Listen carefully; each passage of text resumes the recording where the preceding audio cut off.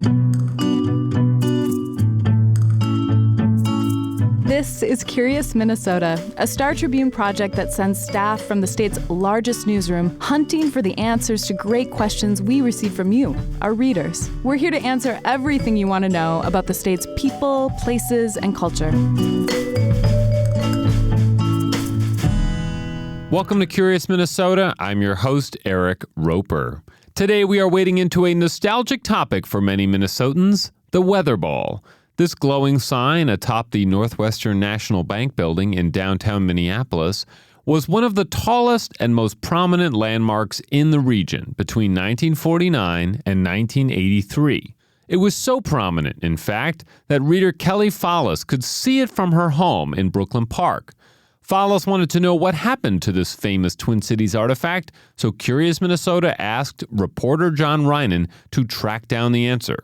We'll talk to John in a moment. But first, here's Kelly. When I was growing up, the only building that was of any significance in downtown Minneapolis was the Fauché Tower.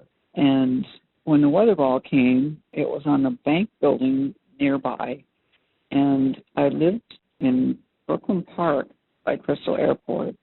And we had a clear view to downtown, and the Weatherball would be visible. And at night, you could see the different colors which would kind of signify what the weather report would be. It was so dominant in my upbringing. So that is what I wanted to know about. Well, John, thanks so much for joining us today. I'm not from Minnesota, and this Weatherball has not existed since '83, so this all predates me. But for a certain generation of Minnesotans, this is a very important landmark, right? Yeah, it's a big deal, especially, to the baby boomers and to people from a previous generation. Well, I mean, it was up till 82 when it was damaged and 83 when it was taken down. It was up for about 33 years. And so, a couple generations of Minnesotans grew up with this thing. And that was at a time when the Minneapolis skyline was a lot smaller than it is today. So back in the day, it was very prominent and very visible, and people didn't have phones. And the Weatherball was, a way you could look at it and see what the weather was going to be like. And I would encourage people to look at the photos. The story that we'll link to in the show notes has a bunch of photos in it. There's a big, in neon, NW. So before we get to the Weatherball itself, let's talk about NW, which stands for Northwestern National Bank. So what is Northwestern National Bank? This was a large bank that was founded here in Minneapolis? Yeah, and you have to remember that back, in the early part of the 20th century and up to the middle of the 20th century, Minnesota often identified itself as being in the Northwest. When we think of the Northwest now, we tend to think of the Pacific Northwest, but, we had Northwest Orient Airlines here, and you could see old ads. So Northwestern National Bank was very prominent here in Minneapolis, headquartered here, founded in the 1870s. It grew, and by 1930, they were ready to build a grand new building downtown for their headquarters. They built an 18-story building, which also claimed to have the longest banking room in the Northwest. Okay. And then in 1949, they decided to one-up themselves by adding a 167-foot tower on the roof with a glowing ball, a glowing orb that would change color depending on the weather. Oh, okay. And just before we get to the ball, the tower is like neon. I mean, there's lots of neon on this thing. There's lots of neon. There was 1.25 miles of neon tubes on this thing. That was an age when neon signs were very prominent in the United States. If you've seen old photos of street scenes in downtown cities, almost every business, it seemed, had a neon sign. They were building giant neon signs in Las Vegas, places like that. So Northwestern National Bank retained the services of one of the nation's premier neon sign designers, a guy named Douglas Lee, Leigh, and he designed the whole thing, the whole apparatus, and they constructed it, and it first lit up in 1949. Okay. And so obviously the star of the show is this ball, this orb that was at the top of it. But there was a code. You had to understand the code of the orb. And so what were the general sort of rules to follow with this thing? Because it would be different colors. Yes. And we have to remember that back in those days, the Fauché Tower was the tallest thing on the Minneapolis skyline, and then the Weatherball was the second tallest, and there weren't a lot of other tall buildings. So you could see this thing forever. Right. And if I'm remembering correctly, when the Weatherball is glowing red, warmer weather is ahead. When the Weatherball is glowing white, colder weather is in sight. When the weather ball is glowing green, no change in weather is foreseen. If the weather ball blinks by night or day, precipitation is on the way. Okay, that's like your Minnesota test. If you're of the generation that was around, this is like a test to make sure you were here for the Minnesota experience. Many silver-haired people in this state can still sing that jingle. And there's photos on the story of like the building lit up in the shape of a Christmas tree with this weather ball on top of it, which, if anything, just kind of shows you that it was sort of this playful landmark of downtown. Yes, and every day a bank employee was charged with the duty of calling the National Weather Service, or back then it was called the U.S. Weather Bureau, and they would call and get the next day's forecast, and then the weather ball color would be set to have a certain light go on inside of it, and it would glow from 4:15 in the afternoon till 1 a.m. Right. And as our colleague James Lilacs once said when he wrote about it, they just figured that everybody should be in bed by 1 o'clock anyway. So that's when they turned it off. Okay. And I mean, just to sort of illustrate how big of a brand this was for Northwest, they were putting these on their branches elsewhere. This was like the original weather ball, but then there were smaller weather balls. Yeah, I don't know if very many of them were actual weather balls, but what they would at least do is they would have a sign that would have a circular light in it. Okay. And then that would light up, the same way as the weather ball would. They also used it on all kinds of marketing material. They gave out little coin banks that were in the shape of the weather ball tower with the weather ball on top. Yeah. And they had a character called Mr. Weatherball, kind of like Ready Kilowatt, if you remember that.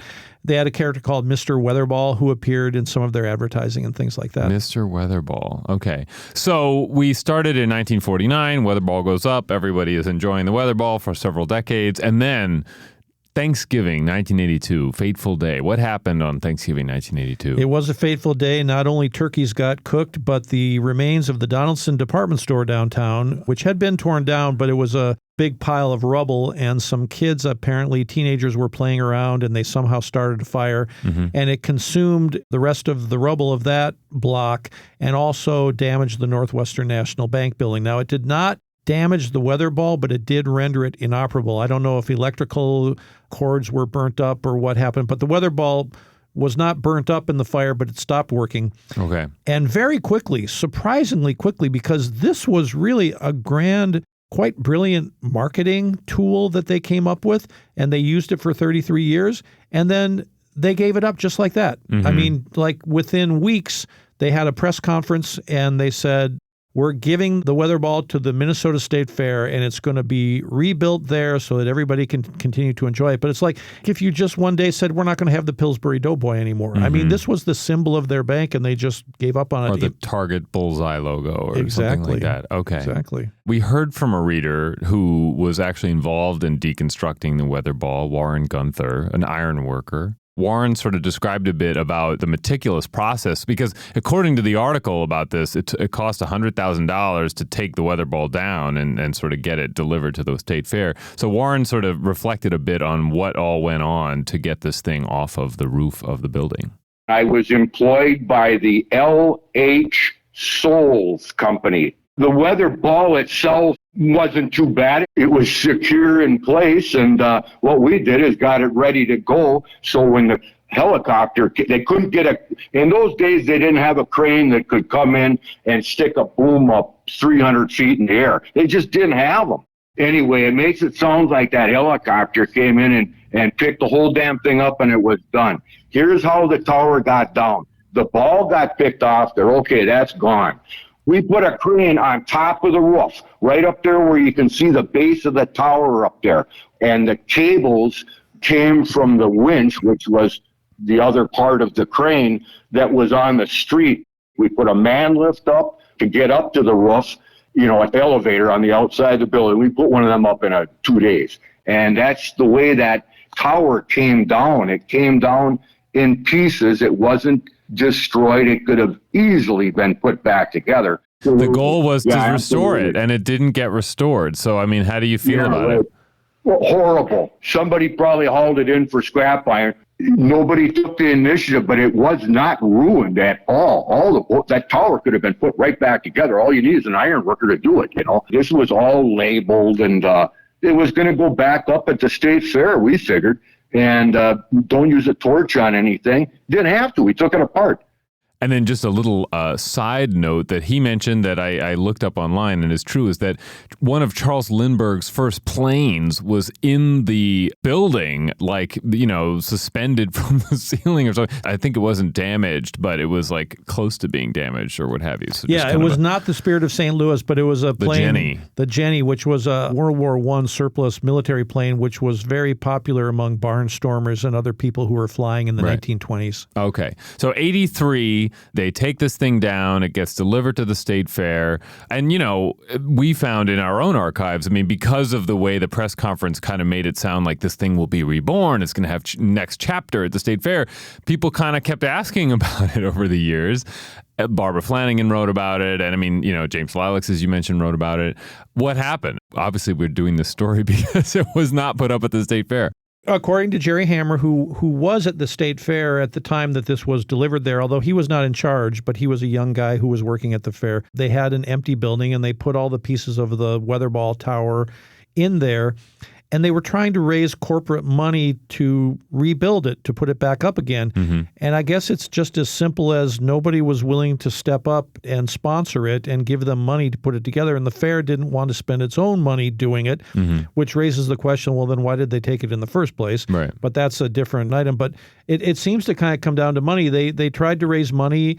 They didn't raise any. The thing sat there. It sat there. It sat there for 17 years. Mm-hmm. Finally, in 2000, they wanted to tear down the building that it was in, and it was at that point they're like, well, what are we going to do with this pile of metal? And so they just got rid of it. Right, and it sounds like it was all basically commingled with a bunch of whatever else was in there. It wasn't like, oh, this is the Weatherball scrap. It's like, this is the building scrap, and so somebody came around to remove it. But it wasn't so like, oh, we're the company that's going to put it back together somewhere else or something like that. Right. And as our reader, who was the retired ironworker, Warren Gunther, said, he said that they delivered it in good shape and that the pieces were all numbered. And I jokingly said to him, geez, Warren, they should have just had you put it back together right then and it would probably be there today. But they didn't go that route. And you had another reader reach out and say that there may be some remnant of the ball itself that maybe was somewhere else, that ended up somewhere else. Well, according to a reader, and, can I prove this? I can't. But a reader wrote in and said, I understand that Harry Lerner of Lerner Publishing had a piece of the Weatherball at some time in the 1990s. That's what somebody said. Okay, we'll put in an inquiry from them, and then we'll do a little addendum to this interview with what we find out. We reached out to Harry Lerner of Lerner Publishing Group about the rumor that he had secured a piece of the Weatherball. Lerner said in an email that he had, in fact, hoped to see the Weatherball installed atop the McKesson building in the North Loop, which the company owns. After the Weatherball was dismantled, Lerner made several inquiries about it and reached the director of the State Fair, who directed him to a warehouse employee. Harry said that person, quote, thought it was a stupid idea to resurrect what he called junk in 1,000 small pieces, unquote. So that's as far as it went. This bank, I just think it's interesting because for a generation, it became Northwest Bank in 1983. So people knew it as that for a long time. And then it merged with Wells Fargo. And what I learned sort of in talking to one of our former banking reporters is like Northwest was basically bigger than Wells Fargo. I mean, it was like it merged and it took the Wells Fargo brand. But like Wells Fargo is sort of built on sort of this enormous bank that was here, which is kind of interesting to think about now. Like we don't think about Wells Fargo as sort of our bank, but it's partly why we have a Wells Fargo Center, this huge tower in downtown Minneapolis, which I think was originally called Northwest Tower. Yeah, and so when you look at it through the lens that we're looking at, Wells Fargo was really built on the Weatherball. Right. Exactly. It's not a name that lives on today, but for for most of the 20th century, Northwestern or Norwest, that and then I think First National, which became U.S. Bank. I mean, those were sort of the two big names in town. Yep, that's right. Well, John, thank you so much for this piece of history and it is a very nostalgic thing, I think. I mean, especially because it's like a visible thing that people remember and they remember it. People alive today remember this from their childhood. And the fact that you could see it from Brooklyn Park, I mean, it's hard to envision that today. It would have for that to be the case today. I mean, it would have to be on top of IDS or, on top of Capella Tower or something like that. Yeah, that's right. It's just a different era back then. Yeah. some sad news. Maybe it's happy news because you're retiring. You're retiring after 13 years. There was a break in there, but 13 years altogether with the Star Tribune? 13 years with the Star Tribune and, almost 30 years as a newspaper reporter overall. Wow. We're going to miss your storytelling around here. Thank you. I'll miss it too. I'm still very enthusiastic, but I'm just to that age where you start to see people having major health issues, and you realize that you kind of really need to make use of what you have left. Well, great. Well, John, thank you so much. You're welcome. I enjoyed it. All right, that's it for today's episode. If you have feedback about this podcast or a question you'd like to see us tackle, please send a note to curious@startribune.com. And as always, if you're enjoying this show, please tell a friend about it. Thanks.